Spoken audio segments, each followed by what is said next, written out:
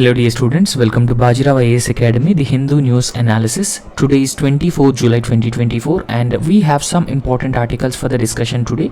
And without any delay, let's start our discussion and we will understand all these articles in a very detailed manner. And before discussing them, let's try to solve a previous question that yesterday I have given to you. So that question was with respect to a festival that is celebrated by Parsis, and that festival is Nowruz. And Nowruz, which marks the beginning of a new year, is celebrated mainly by which of the following communities in India, and that is the question. So if you look at the correct answer for this question, option C is the correct answer for this question, because Nowruz is the festival that is being a new year festival that is being celebrated by the Parsi community, and in fact Parsi community in India also celebrate this particular festival. And in fact, if you look into the details of this Nowruz festival, it can be also spelled as Nowruz, and in fact it is being celebrated by the ethnic Iranian people every year in various parts of the world. So ethnic Iranians, wherever they were living around the world, they would celebrate this Nowruz festival every year. And in fact, don't forget that Parsi community also lives in India, so which follows the Indian Parsi community also follows this Zoroastrianism. So that is celebrated Nowruz on March 21st every year, and in fact it marks a new year for the Parsi community. So Parsi community, ethnic Iranian community, and that locates or that spreads in various parts of the world. And in fact, United Nations General Assembly UNGA so also proclaimed International Day of Nowruz in the year 2010. So in the year 2010, United Nations General Assembly, so this particular year was declared as International Day of Nowruz. And in fact, the festival had also listed as the intangible cultural heritage of the humanity 2016. Okay, so in fact UNESCO identified this as an intangible cultural heritage of humanity in 2016 and terming it as a day which actually marks the renewal of the nature. And in fact, UNESCO describes it as a festival which actually promotes values of peace, solidarity between the generations and within families, as well as the reconciliation between the neighborliness. So this is the significance and importance of Nowruz festival that is being celebrated by the Parsi community. Right now, today also a very important prelims practice question, and this is a very important from the science and technology perspective, especially when we talk about the biotechnology. So this question is very important. The application of somatic cell nuclear transfer technology is related to which of the following? Option A, manufacture of biodegradable plastics. Option B, reproductive cloning of animals. Option C, production of biolarvicides. And option D, production of organisms free of diseases. So this is very important question. So try to answer this question in the comment section, and we'll discuss the correct answer in tomorrow's class, right? So one important mains practice question today, so that question is with respect to the gender budgeting and how gender budgeting will lead to the gender or woman empowerment, right? So in recent times, yesterday union government has introduced a budget. So Finance Minister Nirmala Sitharaman introduced a Union Budget 24-25. So in this particular budget, so gender budgeting also had got a lot of prominence. It has also got a lot of prominence. In fact, this gender budgeting was introduced in the year 2006. So to allocate more funds for the programs which aimed at the welfare of women, which aimed at the empowerment of women. So that particular allocations are known as gender budgeting. Right, when we talk about this, woman empowerment in India needs gender budgeting. So it requires gender budgeting. And what are the requirements and status of gender budgeting in the Indian context? Now we will understand what is this gender budgeting and what are the requirements and status of this gender budgeting in the Indian context. So this is the question, and how to approach the question. So how can we structure this answer for this particular question? So simply you can just define gender budgeting and you can briefly elaborate on it, right? So in the introduction that would be sufficient. And when it comes to the body part of the answer, so you just mention some requirements. So what are the essential requirements of gender budgeting? Because as it was asked in the question, right? So you have to underline this First you have to define gender budgeting and briefly elaborate on it, and in the next part you just write the requirements of the gender budgeting and then give the status of gender budgeting in the Indian context. You have to give a brief status of the gender budgeting in India in the next part of the answer, and in the conclusion you just state the gender budgeting, the necessity of gender budgeting for the true empowerment of women. And if you have any suggestions, you can write those suggestions to further modify, further improve on the gender budgeting. So that is how you need to approach the answer. So this structuring is very, very important, right? So you can also try to answer this question on your own, and you can also check as you can also write this answer as per the approach that has been provided over here. Now, what is this gender budgeting? Now, when you look into the gender budgeting, so gender budgeting is actually an accounting exercise, right? So it is overall an accounting exercise, but an ongoing process to keep the gender perspective in policy and program. For example, every year the government comes up with a lot of programs and policies. So these programs and policies specifically aimed at the empowerment of women, right? They aimed at the empowerment of women, but those policies and programs also require funding. So when we talk about the gender budgeting, specific funds would be allocated in the budget for these policies and programs, for their implementation, for their regular review.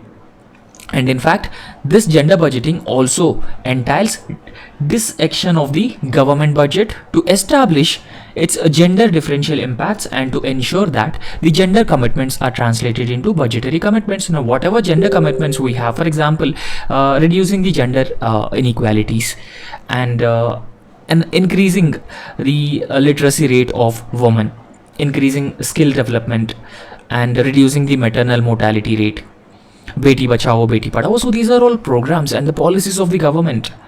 However, these programs and policies required specific allocations from the budget every year.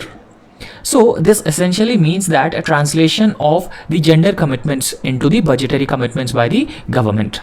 So in fact, women constitute 48% of India's total population. There is no doubt about that. Almost half of India's population are women. But women still recognized as a vulnerable community. So women still recognized as a vulnerable community, and they're very often seen as they are behind the men, and still many women are just confined within the four walls of the kitchen. So still women lagged behind in several social indicators such as healthcare, education, economic opportunities. Wherever you see, you generally observe that women still lag behind. And in fact, the way government budget allocate resources for the women, so that has the potential to transform these gender inequalities. And in view of this, gender budgeting has been propagated as a tool for achieving the gender mainstreaming.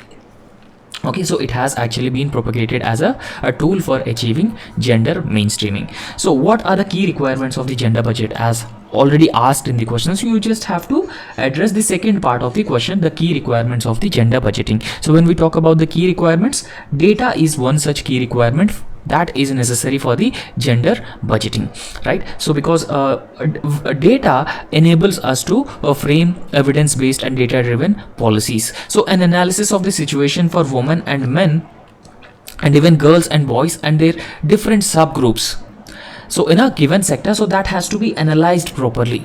A proper analysis has to be done, and apart from that, impact of the study is also very, very important, right? So this step should actually include assessment of the relevant legislation, whatever legislations that the government has already brought in for the improvement of women. So a proper and a careful assessment of those legislations and policies and programs and schemes that are aimed at the empowerment of women, improvement of conditions of women. And in fact, this also includes analysis of the both written policy as well as the implicit policy that actually reflected in the government activities. So all these things have to be considered whenever we are talking about the gender budgeting. Now, when we talk about the current budgetary allocations for the legislations, schemes, programs, policies which are aimed at the improvement of conditions of women, an assessment of the adequacy of the budget, whether this allocated budget or budgetary allocations are sufficient or adequate to properly implement these schemes, policies and programs and even legislation. So that also forms an essential part of the gender budgeting. Now we need to talk about the status of gender budgeting as well, because it was asked as part of the question. So what is the status of gender budgeting in India? Now ever since this concept of gender budgeting has been introduced in the Indian context, so it was introduced from 2006. So ever since it was adopted in 2005, so Indian budget actually lists out schemes which are exclusively for women. So there are a number of schemes which are actually exclusive for a woman. So we cannot deny the fact that there are a number of schemes which recognized women as a vulnerable category, and these schemes also cater to the needs of the woman. And in fact there are states like Rajasthan, Gujarat, Madhya Pradesh, Karnataka, Orissa, Kerala, Assam, Bihar. So all these states also adopted the gender budgeting, right? Because gender budgeting essentially aimed at further improving the conditions of women, right? So when we talk about the status of gender budgeting in India, so a greater gender equality in education can be achieved by the gender education, because more and more girls would be enrolled, and that when we increase awareness about the education, especially the girls education, more and more girls would start enrolling in the schools and spending on the infrastructure, such as building schools in every village, and infrastructure, toilet, sanitation facilities. So all these facilities over a period of time encourages girls and the parents to join the schools, and that increases their literacy rates. And increasing literacy rates in the sense that over a period of time a girl child or woman would also become empowered. They become financially self-reliant and economically independent also. So after that, infrastructure could be improved, right? For example, when we talk about schools, many schools lack safe toilet facilities, sanitation facilities, drinking water. So therefore we can provide safe toilets for the girl child, and that encourages them to attend the schools. That increases the enrollment ratio in the schools. And even several states have been encouraging enrollment, or enrollment of girl child by providing free bicycles, so that they can easily go to school, easily access the education. So therefore even providing them the drinking water facilities and sanitary pads, so all these things comes under the provisions for gender budgeting. And in fact women also have more opportunities for engaging in the informal employment opportunities. So all these factors have helped in achieving women's economic equality, and they become financially independent, self-reliant also. So however, not every objective could be achieved by gender budgeting. So even though we can frame the gender budgeting, but there are some problems also within the gender budgeting. There are some shortcomings also. You just have to briefly mention those shortcomings also, otherwise the answer will not become a multi-dimensional answer, right? So there are some drawbacks also, some shortcomings also, so that have to be looked into, right? So India has a low level of female labor force participation rate. That is one of the most serious problem that India has been facing currently. Now a number of factors, because the household responsibilities of the woman, and the gender-based stereotypes, gender-based discrimination at workplace, and wage gap. So all these factors have been discouraging women's participation in the workforce. So women are coming forward now to engage in jobs only during the economic distress. So whenever women having the economic distress, only then they are coming forward and they're becoming part of the workforce. And the other factor is there is a lot of gender disparity also existing when we talk about the economic participation of women. So women do not have adequate financial rights. Very often the families itself discourage women to be part of the economic activity, and women very often harassed at the workplace harassment of the, or sexual harassment of the woman at the workplace, and women were paid a very less wages compared to the men. And in fact women were also very often discriminated at these workplaces, and leadership positions were not given to women in the private sector. So all these problems that the women have been facing,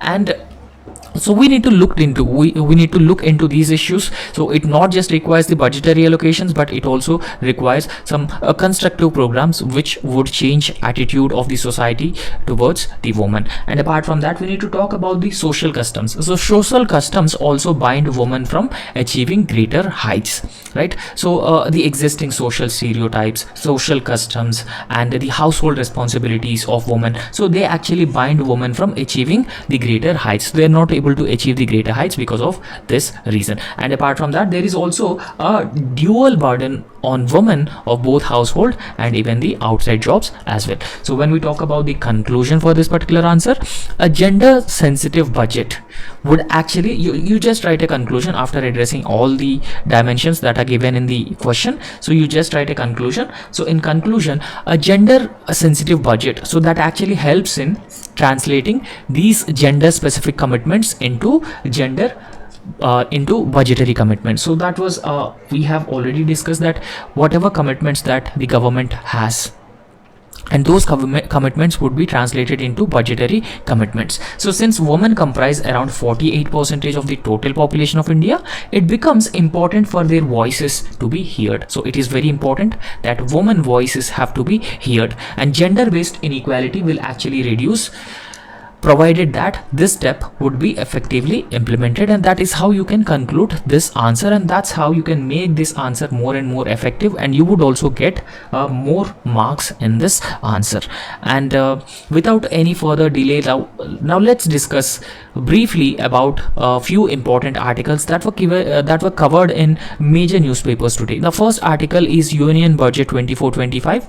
So, and some infrastructure initiatives were launched, and we will briefly discuss about those infrastructure initiatives. So we all knew that Finance Minister Nirmala Sitharaman introduced this budget yesterday, 24-25 Union Budget, and this is a full-time budget. And therefore, in this context, we'll talk about this particular budget and the infrastructure initiatives that were announced by the finance minister. So what is the context of this particular article? The union budget that finance minister Nirmala Sitharaman announced a significant boost for the infrastructure spending. For any economy, infrastructure is very, very important, right? So we can say that infrastructure is the foundation for the growth and development of any nation. So without infrastructure, we cannot aspire to become a developed country by 2047. We also have the aspirations of becoming Vikasit Bharat. So Vikasit Bharat. So this was the goal, that we wanted to become Vikasit Bharat by 2047. So therefore, without a strong infrastructure base, without investing in the infrastructure, we cannot become Vikasit Bharat by 2047. That is becoming developed country by 2047. So therefore, a significant boost in infrastructure spending, highlighting its pivotal role in driving economic growth and even improving the living standards across India. Because see, understand, when we invested in the infrastructure growth and development, so that would drive the economic growth, so that would result in the economic development, and in fact it would also substantially improve the living standards of the people, because whenever there is a strong economic growth, economic development due to the infrastructure, so that would also create a large scale employment opportunities. So better growth would mean that these fruits of the growth and development would be distributed to almost all sections. Now we'll talk about some initiatives in the recent budget with respect to the infrastructure. So definitely, certainly we can say that this particular budget has given a strong boost to the infrastructure development, because the government has allocated 11,101 crore capital expenditure on infrastructure, and in fact the total government expenditure is 3.4% of the GDP, and in fact it is one of the highest ever allocations for the development of infrastructure. And in fact, apart from not just center announcing this particular capital expenditure for the infrastructure development, central government will also support state governments in their push for the infrastructure development, because in this budget there is also a provision of 1.5 lakh crore, and these 1.5 lakh crore rupees would be given to the state governments as interest free loans. And in fact, this particular assistance to the state governments, the interest free loans to the state governments, would aimed at bolstering or further improving the infrastructure investment in those respective states. Now whenever we develop infrastructure, that would attract a lot of investments, foreign direct investment and investments within the country, and in fact that would also reduces the cost of production, and that incentivizes industries and it improves ease of doing business in India. And one important scheme which is part of improving infrastructure, especially rural infrastructure, is Pradhan Mantri Gram Sadak Yojana. So Pradhan Mantri Gram Sadak Yojana is a program so that aimed to improve rural connectivity, rural road network, and even the rural infrastructure. So the phase 4 program of the Pradhan Mantri Gram Sadak Yojana, as part of this particular program, the government plans to provide all weather connectivity to around 25,000 rural villages. Okay, so under this phase 4 Pradhan Mantri Gram Sadak Yojana program, so the government will provide all weather connectivity.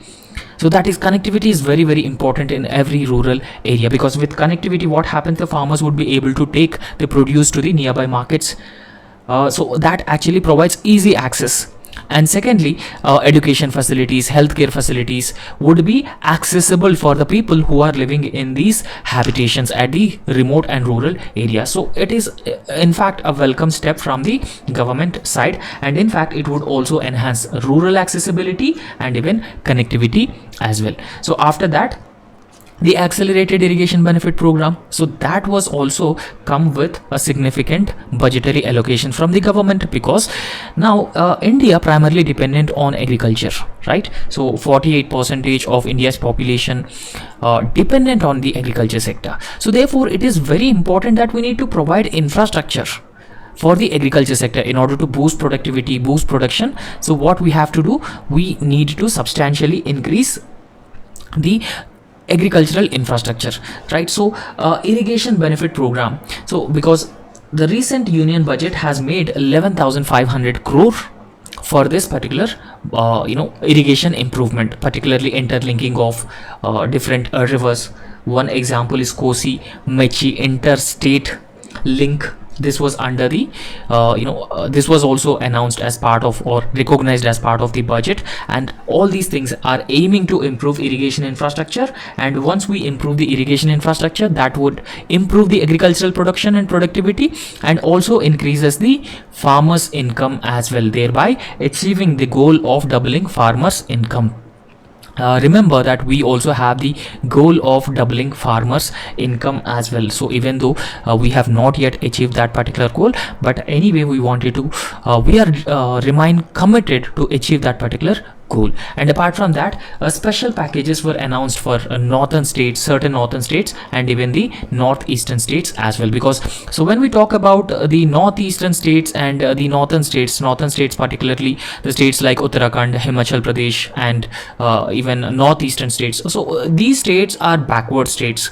So they have a poor infrastructure or infrastructure backwardness, economic backwardness, and higher levels of poverty in these states. So in order to provide a financial support to these particular states so that they can invest in infrastructure, so they could improve the living standards of the people, so special package was announced by the union government in this particular budget, particularly states like Assam, Himachal Pradesh, Uttarakhand, Sikkim. So these states will receive assistance for the flood management, because we have recently seen that Assam was battered by the floods, right? So therefore it would provide a flood assistance and recovery from the natural disasters like cloud burst, flash floods, natural or landslides. Because remember that all these states that we have just discussed are prone to, are vulnerable to various disasters, right? So we very often see landslides, flash floods, bursts, and cloud bursts, and even floods. So this assistance is very very important so that they could improve their resilience to these disasters. And apart from that, Pradhan Mantri IAS Yojana program, so this particular program aimed at providing housing for the poor individual or below poverty line individual. The dream of having his or her own house for one single family would be fulfilled by the Pradhan Mantri IAS Yojana. So the government has actually committed to constructing around 3 crore additional houses under this particular program. The government will construct around 3 crore additional houses under the Pradhan Mantri Awas Yojana. So this covers both urban and rural areas as well, right? So this is not just limited to rural areas or urban areas, rather it would cover all rural and urban areas, and it would also provide adequate housing for all sections of the society, especially the poorer sections of the society. So housing is one of the basic amenities that every section requires. Those whoever lacking the houses, whoever lacking their own house, so Pradhan Mantri Awas Yojana will provide them a certain financial assistance to have their own house as well. And this particular budget has also made a significant announcements with respect to rural development, rural infrastructure development. So when we talk about the budgetary allocations, so this budget has allocated 2.66 lakh crore. Okay, so this is a very significant amount, because the budget has allocated 2.66 lakh crore for rural development and infrastructure. So that essentially includes infrastructure projects which essentially aimed at improving the rural connectivity. So Pradhan Mantri Gram Sadak Yojana, that program was also launched to improve the rural connectivity. However, this rural development and infrastructure with this particular allocation aimed to improve the rural connectivity and access to education and healthcare of people who are living in these rural areas, and even providing more and more economic opportunities for the people who are living in these rural areas. And in fact, when we talk about the impact of investment in infrastructure, so it results in multiplier effect, right? So whenever we invest in infrastructure, so that would result in economic growth, economic development, improving the standards of people, alleviating and eradication of hunger, and thereby making India a developed country by the year 2047 that the union government actually aimed at. So that is known as the multiplier effect of investments in the infrastructure. So infrastructure development actually plays a very important role. So that would stimulate economic growth, and that would also improve the overall quality of the life of the people, right? So when we talk about the multiplier effect of investing in infrastructure, so improved infrastructure without any doubt would significantly improve the productivity on the part of industries, and it would also enhances the efficiency across different sectors. So that would foster economic growth and even the job creation as well. So after that, we need to talk about the connectivity as an aspect also. So when we talk about the connectivity through better roads, railways, and the digital infrastructure facilities, so that would further smoother the movement of goods and people. So that would even reduces the logistical costs and improve the trade efficiency as well. So therefore we can say that all these things are part of the multiplier effect of investments in the infrastructure. Now when we invest in the infrastructure, so when we upgrade the existing infrastructure, so this infrastructure specifically healthcare infrastructure, education facilities for the people, and even housing, so all these things comes under the infrastructure. So that would essentially directly contributes to the improved quality of life for all citizens. And after that, we need to talk about the economic development of the people as well. So infrastructure investment acts as a catalyst for the economic development. So that would also attract the private investment, as I have already told you that when we invest in infrastructure, when logistic costs are being reduced by investing in infrastructure, when ease of doing business is improved, then it would attract the private investments, and private investments provide more and more employment opportunities, and that would give a boost to the consumer spending and even supports the entrepreneurship in the country. So next that we will be discussing about the credit support for the micro, small and medium enterprises. So micro, small and medium enterprises are small scale industries, and in fact, so yesterday we have discussed one mains question for this MSMEs. So this is very important topic, right? In this union budget, credit support for MSMEs and Mudra loan limit has also raised 20 lakh rupees by the union government, and we'll discuss about that. Now, as I've already told you that these micro, small and medium enterprises are small scale industries, and these industries are very often located in the small towns, cities and even rural areas. So therefore they play a very important role in reducing the regional disparities, and in fact these MSMEs also have a lot of employment generation potential. They create employment opportunities for a lot of rural youth, and in fact women also employed in this MSME sectors. So therefore overall we can say that MSMEs have been contributing in terms of export, and they also providing gainful employment opportunities. Okay, so they also contributing to gainful employment opportunities, and even it also contributes to India's overall GDP as well. Now we'll discuss about this in a very detailed manner.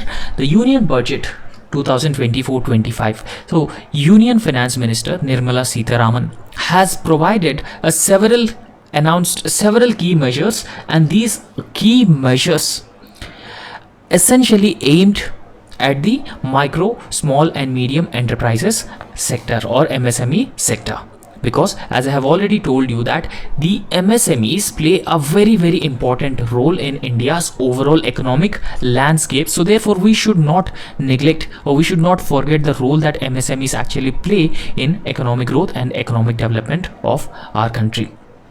And in fact the announcements that were made by the finance minister are set to address the critical challenges. There are number of critical challenges, for example access to credit, regulatory burdens that these industries have been facing, and the need for the skilling and even the employment generation potential of these MSMEs have to be identified, because I've told you that these MSMEs have been creating a lot of employment opportunities for the masses. So because of growing levels of unemployment, so we need to maintain the resilience of these MSMEs in order to deal with the growing levels of unemployment. So therefore employment generation potential has to be identified, and there is a need for skilling of the employees in the MSMEs to improve the production and the productivity of these MSMEs. And even we need to reduce access to credit and even the regulatory burdens as well, right? So credit guarantee scheme for MSMEs that was announced by the union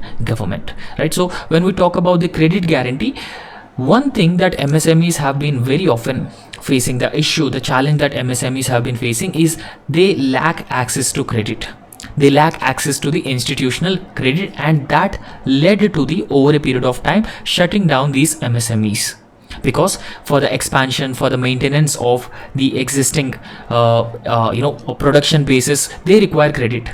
So therefore a Union Finance Minister announced a credit guarantee scheme, and that will be introduced to facilitate term loans for these MSMEs. So MSMEs will be given term loans under the credit guarantee scheme that was announced by the Union Finance Minister, and this particular credit guarantee scheme will actually mitigate the credit risk for the MSMEs, whatever risk in terms of credit these MSMEs have been facing. So this credit guarantee scheme will mitigate that particular risk. And in fact a Union Finance Minister in her budget, in the government budget, also decided to continue the bank credit during the stress periods of these MSMEs. Okay, so this particular initiative aims to provide much needed financial stability for all micro, small and medium enterprises which have been facing a lot of economic difficulties, particularly due to the COVID-19 pandemic, lockdowns, lack of technology and lack of skilling and lack of access to the institutional credit, and even they are having a lot of competition with the large scale industries and their counterparts. So all these things that the MSMEs have been facing, and therefore it is very important that we need to further work on maintaining the resilience of these MSMEs. And the government has also decided to expand the SIDBI's reach to the MSMEs, right? So SIDBI is Small Industries Development Bank of India, and this Small Industries Development Bank of India also provide access to different small industries. The government decided to expand the reach of SIDBI to the MSME clusters. So therefore SIDBI would directly provide credit to these enterprises, thereby enhancing their overall financial access, that these MSMEs have been facing problems with respect to the access to financial institutional credit. So therefore it would meet this particular need. Okay, so you can go through the criteria Okay, so for example, micro, small and medium enterprises investment requirements, and so you can go through manufacturing enterprises. So they have different investment requirement, and service enterprises which have different investment requirements. But recently the government decided to revise this MSME calculation. So accordingly, the government has also published MSME revised classification, and this provided that more and more MSMEs would be covered under this particular definition. So government also decided to increase Mudra loans as well. Now what is this Mudra loan, right? So Mudra is a program. It is essentially a refinancing facility that was launched by the Union government in April 2015, and it is a refinancing scheme that aimed to boost loans to micro, small and medium enterprises. So this will also provide loans to micro, small and medium enterprises. So under the Mudra program, there are three different categories: Shishu, Kishore and Tarun. So these are three different categories under which loans would be provided under the Mudra scheme. So under Shishu, up to 50,000 rupees of loans would be provided, and under Kishore 50,000 to 5 lakh rupees of loans would be provided, and under Tarun 5 lakh to 10 lakh rupees of loan would be provided, right? So now under this particular Mudra scheme, so that is essentially a refinancing scheme that was announced by the Union government. So the loan has been increased from Tarun loan has been increased from 10 lakh to 20 lakh rupees, and this will facilitate a greater financial support for the small businesses and even the entrepreneurs also, because of course it will benefit the MSMEs and small entrepreneurs and small businesses. And recently the government has also taken, so you can also go through other details with respect to the Mudra program, because it result in access to collateral free bank loans. So whenever you go to the bank asking loan from the bank under this Mudra scheme, no need to submit any collateral to the bank. So without collateral, banks would give you loans, and more than 8.6 crore entrepreneurs were empowered under this Mudra program, and 70% of the beneficiaries under this Mudra scheme were women only, and over 55% of the beneficiaries are scheduled caste, scheduled tribes and other backward classes. So you can also go through this particular details. And in fact, e-commerce export hubs will be established on public-private partnership mode. So that would enable the MSMEs and even the traditional artisans, so they can directly sell their products in the international markets. So that is essentially providing access to markets for these small artisans and even the MSMEs, so thereby they making them more and more competitive. And in fact, the government has also decided to support a multi-product food irrigation units, and these multi-product food irrigation units are essentially, MSME sector has been engaged in this multi-product food irrigation units, and that would promote the food safety and even the export quality also. So therefore, Indian food products would meet the sanitary and phytosanitary requirements that are being imposed by the countries like Japan, South Korea and European Union countries. Okay, so Economic Survey 23-24 says what Economic Survey 23-24 says about the Union budget, right? So when we talk about the Economic Survey 23-24, so the central role of the MSME sector in India's economy, so it contributing to the 30% of the GDP, 45% of the manufacturing output, and even it has been providing employment of around 110 million people, right? So it has been providing employment too. So it is not a small number, of course. If we can talk about this, 110 million is not a small number, and therefore so it has been providing employment opportunities for around 110 million people, contributing to 45% of the total manufacturing output and 35% of India's total GDP. However, so this particular sector is not free from the challenges. It has been facing number of challenges, including extensive regulation by the government and compliance requirements again imposed by the government, and even access to affordable and timely funding. So that remains a primary concern that has to be addressed with respect to the MSMEs. However, the economic survey has been emphasized on the need to reduce the credit gap. So MSMEs should be given adequate institutional credit. So MSMEs should have access to affordable credit, and there is also a need for the deregulation. So we need to reduce the regulatory burden to foster growth and innovation within the MSMEs. Now when MSMEs turn more and more innovative, when they adopt technology, so that would help them to become more productive, and they would become more and more resilient in an economy.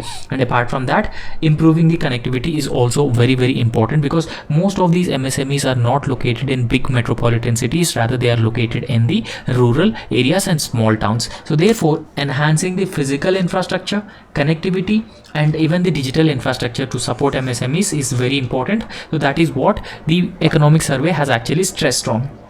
And after that, we should also look into the development of export strategy as well. So helping MSMEs to expand into international markets is also very important. That would make Indian MSMEs more and more competitive in the international markets. So however, in the Union Budget 23-24, the Finance Minister had announced an allocation of 22,137 crore for the MSMEs and MSME ministry, and this was actually 41.6% increase from the previous financial year that Union Finance Minister has actually made, right? So next important article is with respect to social sector.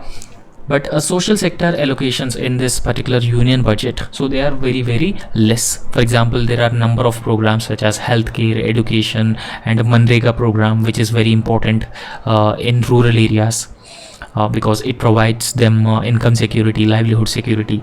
So it is a concern that the recent union budget has significantly reduced allocations for the social sector. So that is being criticized by the opposition political parties and even a lot of experts who are particularly concerned about the social sector, because social sector is very important because that improves the living standards of the people. So budget has drawn criticism from maintaining nominal allocations across various social sectors. So despite this particular budget talking about youth, farmers, women and poor as a primary focus group, so these groups have to be focused, and that is what the budget has talked about. But despite talking about that particular groups, prioritizing them, the budgetary allocations are significantly lesser, and in fact it was a disappointment. And in fact there was also a concern over the impact of these allocations, especially on the vulnerable population. For example, when we talk about vulnerable population, tribals, women, children, and old age, so all these people are vulnerable population. So therefore there is also concern over the impact of these allocations on vulnerable populations and the effectiveness of the government schemes as well. Now, so in this context, we need to talk about allocations in the social sector. So with respect to allocations in social sector, there is a very nominal increase in the education allocations in this budget, particularly school higher education allocations, right? So in fact, when we talk about the education, the cost of education has been rising. And in fact there is also a need to improve the infrastructure in schools and colleges and even the research facilities in universities. Particularly in this backdrop, the union budget reducing allocations for the education sector is disappointing. And in fact there is also a minimal increment in the healthcare budget also. There are not significant allocations for the budget because we have experienced COVID-19 pandemic.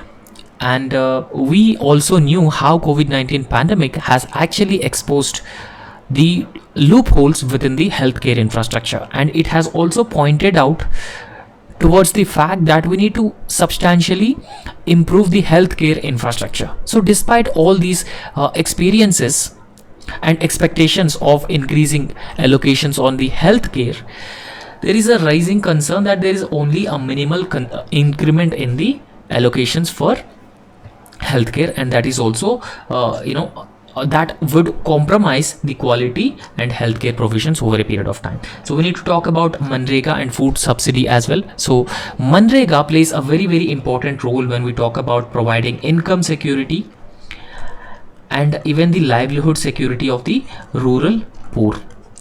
And in fact we can say that this is the lifeline of the rural poor.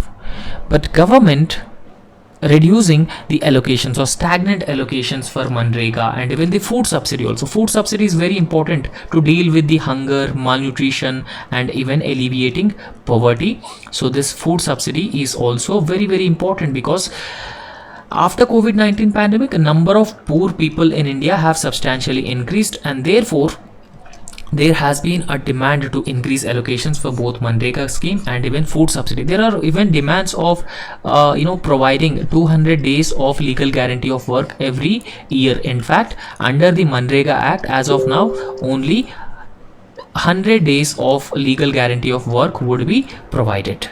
So therefore, despite increasing demand for increasing allocations for Manrega and food subsidy, the government has reduced allocations.